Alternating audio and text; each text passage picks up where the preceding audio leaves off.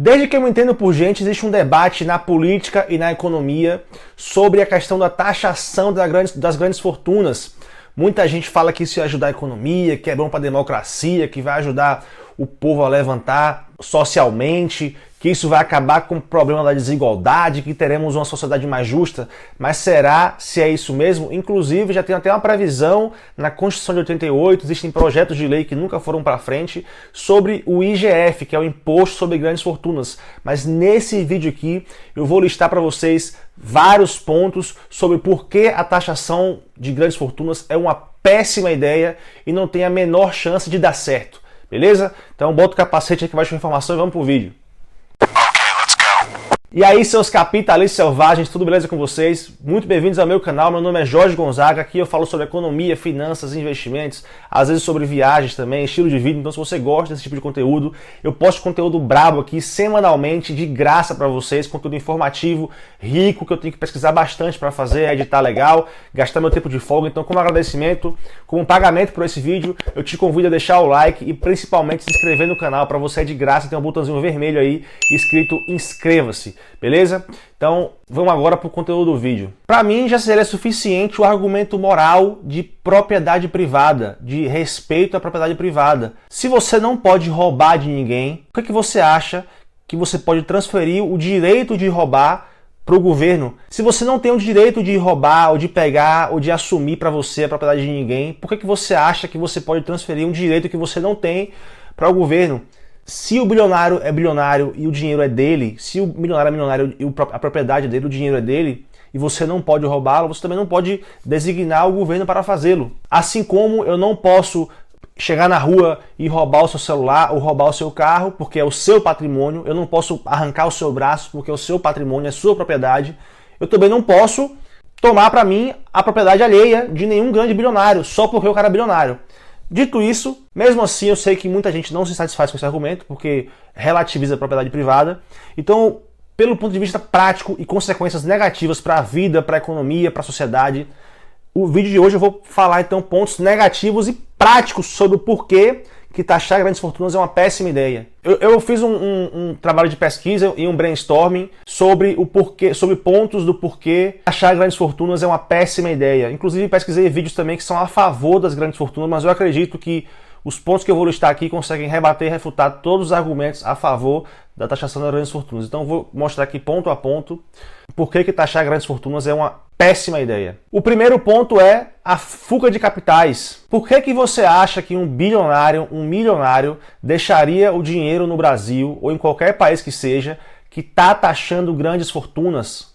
Se você tem 30 bilhões de reais e você sabe que o governo pode taxar todo ano 5%, 2%, 3%, 1% da sua fortuna, por que diabos você vai deixar o seu patrimônio no Brasil? Eu entendo que tem parte do patrimônio que você não tem como levar, por exemplo, um apartamento, uma fábrica, mas o patrimônio que está líquido, por que você vai deixar no Brasil? Inclusive, só o fato de essa conversa existir, só o fato da iminência de poder existir um imposto como esse, só o fato de ter já previsto na Constituição Federal e a qualquer momento passar a existir, quem é rico no Brasil, quem é bilionário no Brasil, não deixe o seu dinheiro no Brasil. Se você olhar a lista dos grandes ricos do Brasil, Lehman, o resto do pessoal da Ambev, André Esteves, o pessoal da família Safra, Eduardo Savery no Facebook, você vai ver que mais da metade do patrimônio desses caras já está alocado no exterior. Então, o dia que decidirem taxar grandes fortunas, você vai taxar exatamente aonde? Na Suíça, nas Ilhas Caimã,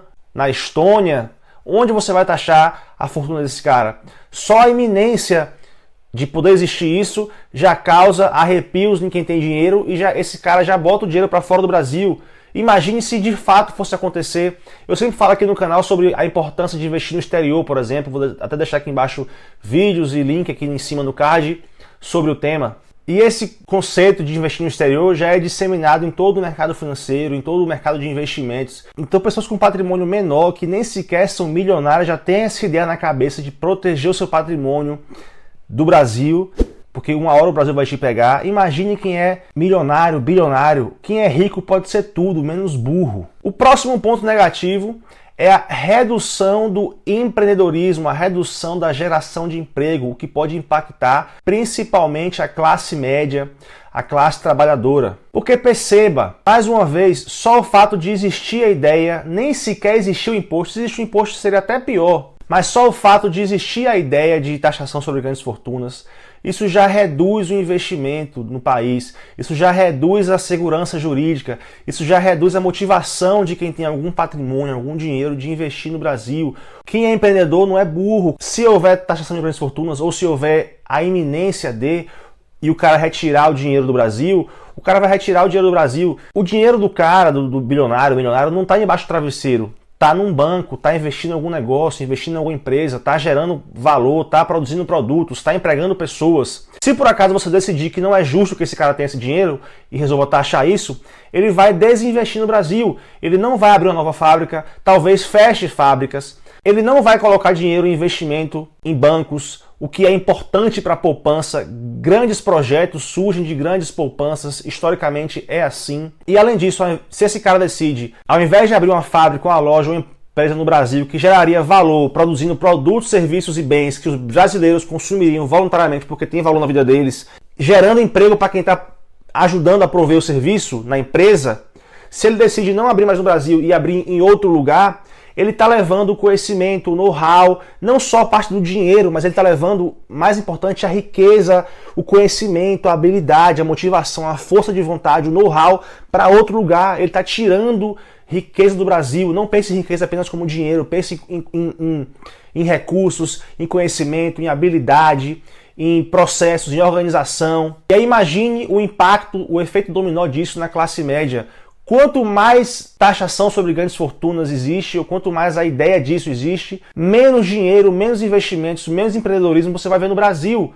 Porque você está desmotivando o cara a fazer isso, você está motivando ele a tirar o dinheiro para fora do país. E o efeito disso é menos emprego, menos geração de valor. O terceiro ponto negativo é a redução de poupança. Como eu mencionei no ponto anterior, uma vez que você tenha taxação sobre grandes fortunas, você desmotiva as pessoas a terem poupança. Pode ser porque o cara tirou do Brasil, ou pode ser porque o cara pensa, para que eu vou ter poupança se vai ser taxado? Para que eu vou ter 10 milhões de reais na conta se na verdade 9 milhões vai ser para mim e 1 milhão para o governo, 8 milhões é meu, 2 milhões para o governo?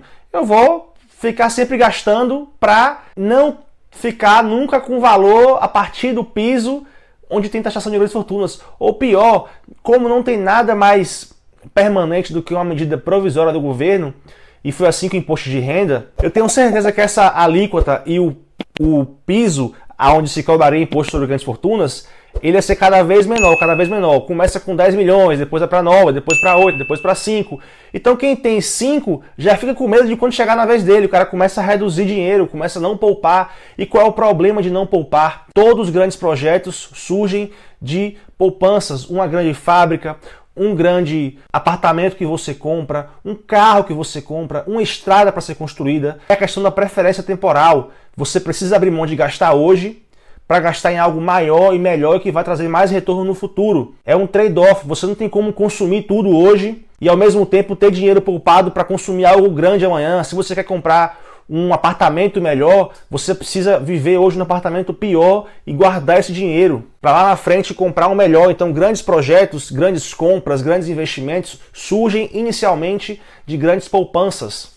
E se você desestimula a pessoa a ter poupança por causa de taxação de grandes fortunas, o efeito dominó negativo na economia é muito grande. O próximo ponto negativo sobre a questão de taxar grandes fortunas é a dificuldade que você tem em avaliar grandes fortunas. Pense logicamente por um momento, pense no mercado de ações. Por que o mercado de ações é volátil? Por que o mercado de ações, todo dia, uma mesma ação varia de preço por segundo? Porque você avaliar o preço de um ativo é muito difícil. Então o mercado de ações ele está todo dia decidindo qual é o valor justo, qual é o preço justo de um ativo. Uma ação da Ambev, tem gente que compra a 12, tem gente que compra a 10, tem gente que compra a 11, tem gente que compra a 9, passa 6 meses, ela passa a valer 15, depois passa a valer 20, depois passa a valer 12 de novo. Essa volatilidade é o mercado fazendo cálculos de valuation e tentando achar o valor justo de um ativo. E esse é um ativo. Agora, você acha que o dinheiro, o patrimônio dos milionários, bilionários, ele está debaixo do colchão em papel e pedras de ouro? É isso? É lógico que não. O dinheiro dele está investido em fábricas, em empresas, em ativos de renda fixa, ativos de renda variável, ouro, imóveis, carros, lanchas, patrimônios diversos. Como é que você vai avaliar exatamente o quanto o cara tem de patrimônio? Você percebe, olha a quantidade de recursos, se você for pesquisar, que uma gestora de investimentos, que um fundo de investimentos tem, o tanto de recursos que eles gastam para fazer um valuation justo de 20, 30 ações que eles têm em portfólio. Vai, 20, 30 de 50 que eles pesquisam. Gastam muito tempo, muito recurso, muito dinheiro. Agora você imagine o governo com toda a sua eficiência ter que montar uma estrutura para fazer valuation, para poder determinar quanto vale todos os ativos de cada um dos super ricos do Brasil. A quantidade de super ricos que tem, a quantidade de ativos, o tanto de recurso e a dificuldade que seria imposta para você conseguir avaliar isso. Eu não quero nem imaginar a quantidade de imposto que o governo teria que cobrar para valer a pena taxar grandes fortunas. Você percebe como é ineficiente o sistema? E aí teriam vários valuations errados, várias discordâncias, isso elevaria mais ainda os custos, porque teriam bilionários que discordariam do valor decidido, iriam abrir processos judiciais, e aí é mais dinheiro indo pro ralo, dinheiro que o empresário poderia estar investindo no negócio e gerando emprego e valor, ele vai ter que agora pagar uma parte de imposto e a outra parte pagar para o sistema jurídico defender ele para ele não pagar tanto imposto. Fora o lobby. Chegará um momento que para o empresário vale mais a pena investir dinheiro em bons advogados, em boas empresas de advocacia para defender ele e ter um lobby perante o governo para que ele entre em algum tipo de exceção, do que ele investir esse mesmo dinheiro no próprio negócio, o que vai gerar mais valor e mais emprego. A economia é a ciência da escassez e políticos ignoram isso a todo momento. O recurso que alguém tem, ele só pode ser alocado uma única vez em um único lugar. Ou ele vai alocar em lobby para ter exceção de imposto e conseguir aumentar o lucro, ou o que deveria ser o certo é, para ele aumentar o lucro dele, ganhar mais dinheiro, ele deveria investir em ser mais eficiente produzindo o que ele produz, o que geraria mais valor e mais emprego. O próximo ponto negativo é complementar o ponto anterior, é o aumento da burocracia. Perceba a complexidade que é você avaliar grandes fortunas. Então perceba o tanto de recurso, tempo, dinheiro, documento, funcionários, escritórios que o governo teria que ter, leis, para você determinar exatamente o que é grandes fortunas, a partir de quantos por cento, o que é que entra na conta, o que é que não entra na conta, casa entra, casa não entra. Você vai criar uma enorme massa de burocracia e a gente não precisa mais de burocracia. Burocracia gera pobreza, retira recurso produtivo para setores não produtivos, e esse seria mais um grande problema que a taxação sobre grandes fortunas geraria, pois isso também aumentaria os custos de manutenção do governo. Então, até quando vale a pena você taxar grandes fortunas, se uma boa parte do dinheiro novo que você arrecada, você vai ter que gastar para manter esse sistema. Fora que agora, a conta que você faz, do tanto que você consegue arrecadar, nunca é o quanto você realmente vai conseguir arrecadar. Vou mostrar aqui alguns dos pontos, historicamente, como não deu certo. E como a conclusão que alguns países que aboliram esse imposto chegaram é de que eles arrecadaram muito menos do que eles calcularam e, no fim das contas, eles estavam gastando mais para ter o sistema vigente de conseguir taxar do que realmente conseguir taxar, porque o tanto de dinheiro que eles achavam que eles iam arrecadar era baseado numa alíquota de um certo patrimônio que eles achavam que eles iam conseguir taxar. Só que esse patrimônio saiu do país, os grandes ricos se defenderam disso juridicamente, tributariamente, com evasão fiscal, com evasão de capital. Então, no fim das contas, o custo não valeu a pena, o custo da burocracia gerada. O próximo ponto negativo é muito simples, é que esse é um imposto cobrado sobre a mesma quantidade de dinheiro todos os anos. Qual é a diferença, por exemplo, do imposto de renda? O imposto de renda é o imposto sobre um fluxo de caixa. Você está lá no seu trabalho, você recebe R$3.000 de salário. Desses R$3.000, o governo pega um percentual para ele. Ele taxou. Toda vez que houver um fluxo de dinheiro para você, um dinheiro novo chegando em você, ele taxa esse fluxo. Então, ele taxa riqueza nova, entre aspas. Agora, a taxação sobre grandes fortunas, A grande fortuna de alguém é um patrimônio fixo parado. Você todo ano vai taxar sempre a mesma coisa. Então, um dia o bolo está desse tamanho, depois está desse tamanho, depois está desse tamanho. Eventualmente, você diminui tanto esse bolo, porque você está sempre taxando a mesma coisa. Quem garante que a fortuna do cara aumenta ano a ano? Quem garante, inclusive, que o cara não tem prejuízo e que essa fortuna dele, independente do imposto, não está diminuindo, porque o que ele produz já não é mais tão relevante para a sociedade? Pense, por exemplo, em quem era dono da Kodak, que hoje praticamente deixou de existir, ou da BlackBerry, ou da Nokia. A fortuna dessas pessoas diminuiu ao longo do tempo, porque o que elas produzem, o que elas servem para a sociedade já não é mais tão valioso como antes. Outros hábitos de consumo surgiram, outras empresas surgiram. A Apple hoje vende mais que a Nokia. Hoje câmeras digitais vendem muito mais do que filmes da Kodak, como era no passado. Então, se você está sempre taxando percentualmente o mesmo montante todo ano, em algum momento esse montante vai deixar de existir. Ou pelo menos vai diminuir para uma quantidade tão irrelevante que já não vale mais a pena você manter a estrutura administrativa de custos e burocracia para taxar essa fortuna. O próximo ponto negativo, mas ele é um pouco redundante porque vocês já pegaram um pouco o espírito, eu imagino, são as consequências negativas para a economia. Porque já que isso diminuiria a poupança, diminuiria a geração de emprego, diminuiria a motivação das pessoas em se tornarem ricas, em gerar valor, em abrir empresa, em investir, em poupar dinheiro, tudo isso gera uma roda de consequências negativas para a economia. Vai ter menos geração de emprego, vai ter menos concorrência, menos produtos nas prateleiras, mais monopólios, menos investimentos em setores importantes. Isso é o seguinte, tem um dado estatístico que diz que se todo o dinheiro do mundo inteiro, vamos supor que a gente entrasse agora num comunismo super planificado e a gente conseguisse distribuir todo o dinheiro de todo mundo igualmente para todas as pessoas que existem no planeta. Cada pessoa receberia aproximadamente 9 mil dólares, 9 mil e alguma coisa. Vou deixar o dado passando aqui na tela. Uma vez só. Aí você pensa, nossa, 9 mil dólares? Pô, isso dá aproximadamente 50 mil reais, 60 mil reais, 40 e poucos mil reais. Tem gente que consegue viver um ano com isso, um ano e pouco. Só que qual é o problema? Você só faz isso uma vez. Então você tem bastante dinheiro por um ano. E depois que o dinheiro acabar, você vai fazer o quê? Você já não tem mais grande fortuna para taxar. Você vai conseguir dinheiro da onde? Outro problema é o seguinte, a gente está contando que o patrimônio de todo mundo está distribuído apenas em dinheiro, que não é em fábrica, em empresa, em patrimônio imóvel. Para você distribuir todo o dinheiro de todo mundo, você teria que vender todos os imóveis, desfazer todas as fábricas. Só que pense em riqueza não como dinheiro, pense em riqueza em produtos e serviços que você tem à sua disposição para comprar. Hoje somos mais ricos do que um bilionário há 200 anos atrás, porque um bilionário há 200 anos atrás não tinha acesso à energia elétrica, aquecimento, roupas de qualidade, internet, informação, medicamentos, antibióticos. Então hoje somos mais ricos do que um bilionário do passado, não porque temos mais dinheiro, mas porque temos mais acessos a bens e serviços. E se você taxasse todo mundo para que você distribuísse igualmente o dinheiro entre todos, você vai ter 9 mil dólares na sua mão, mas para gastar com o quê? Porque se para fazer isso você teve que desmontar, desfazer fábricas, vender imóveis, como que o bilionário vai conseguir continuar produzindo se ele foi taxado para distribuir o dinheiro igualmente às pessoas? Então você vai ter 9 mil dólares, você vai chegar no mercado e o mercado vai estar com a prateleira vazia, porque a fábrica que mandava produtos para esse mercado pertencia a um bilionário que já não tem mais a fábrica porque ele teve que ser taxado para distribuir dinheiro para você.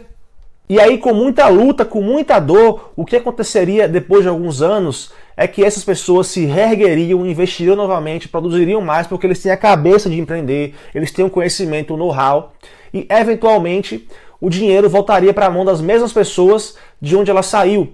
Tem uma história que eu acho interessante que é sobre as galinhas. Se você desse uma galinha para cada pessoa do mundo, sabe o que aconteceria? 75% das pessoas acham que comer frango é muito gostoso e assim eles assariam suas galinhas, comem uma excelente refeição uma única vez e amanhã estão novamente com fome. 24% das pessoas percebem que a galinha é uma fábrica de ovos, então eles comem um ovo todos os dias por alguns anos até que a galinha venha morrer e depois que passam esses anos eles voltam a ter fome. E apenas 1% das pessoas que tem a preferência temporal mais alongada, geralmente são os empresários, empreendedores e investidores. 1% das pessoas descobrem que, se cruzarem a sua galinha com um galo, podem criar um monte de galinhas. Em poucos anos, eles terão mais ovos frescos e galinhas do que poderiam comer.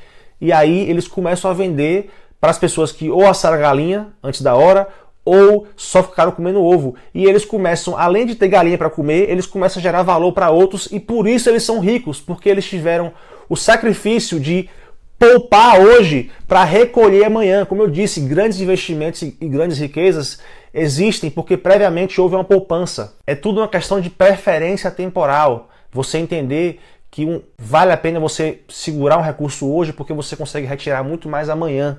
E se você tem a maturidade de fazer isso, você também deveria ser recompensado por isso e não punido. Um outro problema de taxar grandes fortunas, um outro ponto é o seguinte, é um problema de definição. O que é exatamente grande fortuna? É 10 milhões, é 5 milhões, é 10 bilhões, é 1 bilhão? Existem vários projetos de lei no Brasil, acho que mais de 30 já foram para pauta, mas nunca avançaram.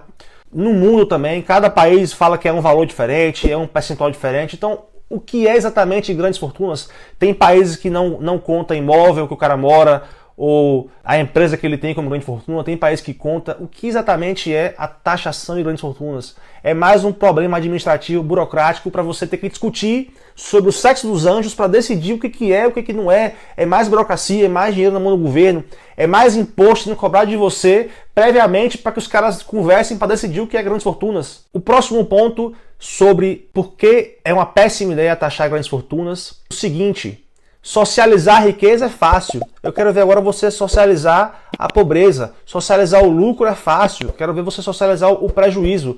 Já que a conversa sobre ser justo, sobre não é justo que tenham bilionários quando tem gente passando fome, não é justo a tal da desigualdade social, o que eu já falei aqui nesse canal, em outros vídeos, que desigualdade não é um problema. Vídeo no card e vídeo na descrição.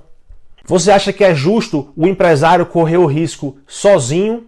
A maioria dos empresários, das pessoas que tentam abrir empresa no mundo e no Brasil, elas não dão certo, elas quebram, elas têm prejuízo, têm que arcar com responsabilidade, com pagamento de dinheiro que elas nem sequer têm, porque elas não conseguiram lucrar como imaginavam que iam lucrar no novo negócio, na nova empreitada. Você acha justo que ele assuma esse risco, mas você não quer assumir o risco com ele. Se ele tiver prejuízo, você não quer socializar o prejuízo. Se ele tiver dívida, você não quer socializar a dívida. Mas se por acaso 1% que floresce e consegue ter lucro, consegue virar bilionário, aí sim você quer socializar o lucro e a riqueza do cara? Te parece justo isso? Socializar lucro é fácil, socializar riqueza é fácil. Quero ver socializar pobreza, socializar prejuízo. Já que a conversa é sobre justiça, pense sobre isso. O próximo ponto contra a taxação de grandes fortunas é que historicamente não deu certo.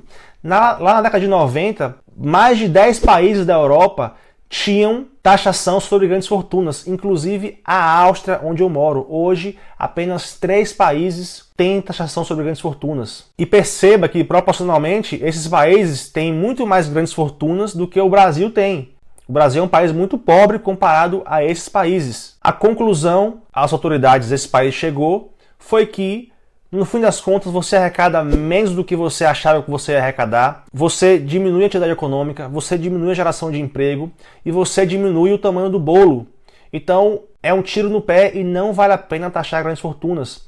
Só para dar um exemplo, a Argentina decidiu taxar grandes fortunas, se eu não me engano, em 2020 e viu a sua riqueza total, o tamanho do seu bolo diminuir, porque vários ricaços da Argentina decidiram migrar para o Uruguai e abrir suas empresas no Uruguai ou mandar seu patrimônio para o Uruguai, e com eles foi-se embora empregos, conhecimento, know-how, geração de valor, produção de produtos. A mesma coisa aconteceu na França. Ficou famoso o caso do ator Gérard Depardieu, que desistiu de ser francês e foi para a Rússia para não ser taxado sobre grandes fortunas. Inclusive na Copa do Mundo de 2018, a torcida da França na Rússia cantava uma música provocando ele, já que ele tinha migrado para a Rússia para não pagar imposto na França. O próximo ponto negativo é o problema de implementação de uma taxação sobre grandes fortunas. Levaria muito tempo discutindo o que é grandes fortunas, o que não é grandes fortunas. Seria uma quantidade de burocracia e recurso administrativo muito alta sendo gasta. Principalmente, eu mencionei aqui nesse vídeo algumas vezes, a maior parte do patrimônio dos ricos está em ativos ilíquidos, está em ações, em empresas, em imóveis, em carros, em barcos, em ilhas, em terras. Não está em dinheiro debaixo do travesseiro, no banco. Um patrimônio de 200 milhões de reais. Talvez o cara tenha alguns milhões, 5 milhões no banco. O resto está ilíquido em algum lugar, em alguma fábrica, em alguma loja, em algum terreno. Só que se você faz um cálculo de alíquota em cima dos 200 bilhões, isso vai te gerar um imposto de, vamos supor, 2 milhões. E o cara só tem 3 milhões no banco, 4 milhões no banco ali parado que ele pode. Como é que você vai taxar isso? Você vai taxar isso, beleza. Aí no ano seguinte você vai fazer o quê? Você vai mandar o cara vender uma terra? Você vai mandar o cara fechar uma fábrica? Então o efeito é contrário, você começa a empobrecer o mundo, porque se ele fecha uma fábrica, uma loja, ou vende uma terra por uma terra que ele produz alguma coisa para alguém que não vai produzir nada, você está fazendo com que menos riqueza seja gerada, que menos empregos sejam gerados, que menos valor, menos produtos sejam produzidos. Um outro exemplo, existem grandes empresas multibilionárias como o Uber, como foi a Tesla no passado, como foi o Nubank, talvez ainda seja até hoje. Essas empresas geram milhões em faturamento, só que elas operam com prejuízo. E por que elas geram prejuízo? Porque o dinheiro que elas teoricamente lucrariam, elas preferem investir na empresa para poder abocanhar mais fatia de mercado. Mas olha o problema de implementação que você tem então. Você tem um montante muito grande para você falar, olha, uma alíquota de 1% nesse montante é X milhões de dólares, X milhões de reais. Só que da onde você vai conseguir fazer que o cara pague a você se ele está com prejuízo todo ano? Perceba que existe é distoante. Só o fato de alguém ter um patrimônio grande não quer dizer que ele está lucrando. Com a Amazon foi assim, o Nubank, até quando eu olhei era assim, não sei se ainda é. A Tesla durante muito tempo foi assim. O Uber é assim até hoje. O próximo ponto negativo sobre a taxação de grandes fortunas é a redução de mobilidade social. Tem sempre essa frase que diz que os ricos estão cada vez mais ricos e os pobres cada vez mais pobres. Os pobres cada vez mais pobres. Dando a entender que quem era rico no passado ficou mais rico ainda e quem era pobre ficou mais pobre ainda. Só que isso é mentira, existe uma mobilidade social. Se você pegar a lista dos grandes ricos de 20 anos atrás, você vai ver que ela é diferente da lista dos grandes ricos de hoje. Quem estava no topo da pirâmide hoje, talvez está no meio, ou não está mais no topo. Tem gente que estava embaixo da pirâmide e agora está no topo. Quem era Jeff Bezos 30 anos atrás, 20 anos atrás? Quem era Elon Musk 30 anos atrás? Agora, Ike Batista, por exemplo, 10 anos atrás. Quem era Ike Batista 20 anos atrás? Quem ele é hoje? Existe uma mobilidade social. As pessoas são motivadas a trabalhar, a abrir empresa, a gerar emprego pela possibilidade de serem ricas e terem maior poder de compra, maior poder de consumo, é um propósito. Só que se você quer acabar com o problema da pobreza, como que você acha que é uma boa ideia acabar com o problema da pobreza se você desmotiva a pessoa a ter riqueza? Como que você quer acabar com o problema da pobreza se quem é rico você quer punir e quem é pobre você quer beneficiar? Me parece uma inversão de valores, não? O próximo ponto negativo sobre a taxação de grandes fortunas é o impacto negativo que isso teria na inovação. Por que o empresário, que já está talvez ali no limite do patrimônio para entrar na categoria de grandes fortunas, para que ele vai querer inovar na empresa dele, ter uma máquina melhor, ou pensar num processo melhor, ou ser mais eficiente, mais tecnológico, ou produzir um bem que tenha mais valor para a sociedade por um preço menor, se aquele aumento de eficiência que vai aumentar o lucro dele, consequentemente aumentando o patrimônio dele, por que ele faria isso? Por que ele seria motivado a fazer isso se ao fazer isso ele sabe que ele está agora entrando numa cilada de pagar um imposto sobre grandes fortunas? Perceba que ao taxar grandes fortunas você desestimula a produtividade, desestimula a inovação, desestimula o empreendedorismo, desestimula a geração de riqueza, desestimula os indivíduos criarem novas tecnologias e terem novas ideias. E o próximo ponto negativo sobre taxar grandes fortunas é que com isso você aumentaria a corrupção. A origem de toda a corrupção é o tamanho do Estado. Quanto mais poder e dinheiro o Estado tem, quanto mais tarefas, responsabilidades e afazeres o Estado tem, mais ele se torna um honey pot, um pote de mel valioso para que empresários, empresas e pessoas consigam comprar influência, fazer lobby e ter ao seu lado o poder do governo. E assim mais o governo consegue beneficiar os seus aliados, os seus amigos, aquela história de amigos do rei e capitalismo de conchavo. E aí quem tem dinheiro, ao invés de querer ser mais rico ou lucrar mais, produzindo mais, gerando mais valor, sendo mais eficiente, ele vai querer fazer isso reduzindo o tanto de imposto, tendo influência com o governo, entrando em exceções, tendo certas regalias na lei, o que aumenta a corrupção. Você pode espernear, discordar, chorar, só que o efeito prático de taxar grandes fortunas é você causar um desastre econômico. E aí você faz a conta de grandes fortunas com o dinheiro de hoje e você pensa, bom, tem muito rico, vou taxar os caras, para que as gerações futuras sejam ainda mais ricas e as futuras mais ricas ainda. Só que na prática o que acontece é avô rico, pai nobre, filho pobre. Os grandes afortunados de hoje farão com que as próximas gerações sejam nobres, tenham alguma riqueza sem ter que ter trabalhado, não gerem mais riqueza para gerações futuras e a geração seguinte será pobre, porque você desestruturou toda a cadeia produtiva de geração de valor, geração de emprego. Pense um pouco, pegue quem são os maiores bilionários do mundo e veja a quantidade de dinheiro que eles têm. Agora me diga, os Estados Unidos coletou no ano passado 4,9 trilhões de dólares. 4,9 trilhões de dólares. Me diga se você acha que taxar alguém que tem 100 milhões de reais, 100 milhões de dólares, vai fazer alguma diferença a mais na mão de um governo que já taxa muito mais do que isso. 100 milhões de dólares, 100 milhões de reais no governo que já arrecada 4,9 trilhões é um cuspe, é uma cócega, não faz diferença. Sabe o que faria diferença de fato? O governo ser mais eficiente. Qualquer governo. Por que um político tem que morar em São Paulo e trabalhar em Brasília? Pô, eu moro na Áustria. Eu fui transferido para cá. Eu não moro em Salvador e fico vindo para cá durante a semana e depois volto para Salvador no final de semana. A empresa não vai me pagar passagem de avião toda semana. Agora, por que um político bonitão, se o emprego dele é em Brasília, por que ele tem que ter carro particular, motorista particular, morar não sei aonde, ter 2 casas, a gente fica pagando para ele passagem de ida e volta toda semana para ir trabalhar na segunda e voltar na quinta-feira, na quarta-feira? Por que tem auxílio paletó, auxílio não sei o que, auxílio material, auxílio gasolina? Ele tem que ter um salário e ele que administra o salário dele. Reduzir o custo do Estado e reduzir essa máquina seria muito mais eficiente na diminuição da pobreza, que é o grande problema, do que ficar pensando em taxar grandes fortunas. Isso é para jogar para a torcida, isso é para dizer que bilionários não deveriam existir, isso é o culto da inveja, o culto da criação de pobreza. Isso não vai levar a lugar nenhum. Então é isso aí, galera. Vou ficando por aqui. O vídeo de hoje já ficou bastante longo, mas minha intenção é que fosse rico, detalhado, mostrando ponto a ponto bons argumentos contrários à taxação de grandes fortunas, porque, como disse Mises, ideias e somente ideias podem clarear a escuridão.